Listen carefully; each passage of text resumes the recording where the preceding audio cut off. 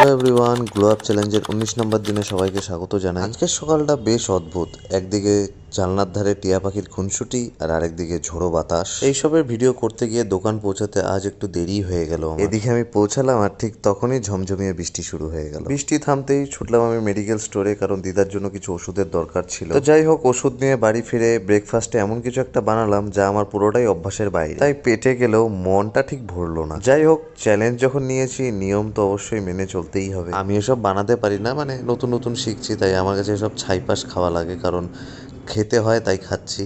যারা বানাতে পারে, যারা বানাতে এক্সপার্ট, তারা খাচ্ছে ঠিকঠাক, কারণ আমার তো এইসবের প্রতি অভ্যাসই নেই। বাস, সকালের খাওয়া দাওয়া আমার কমপ্লিট। এরপর দিদাকে ঠিকঠাক মতো শুইয়ে দিয়ে তারপরে আমি দুপুরের খাওয়ার প্রস্তুতি নিচ্ছি, কারণ আজকে বাড়িতে একজন স্পেশাল গেস্ট আসছে। হ্যাঁ, সেই গেস্টটা কে বলো তো?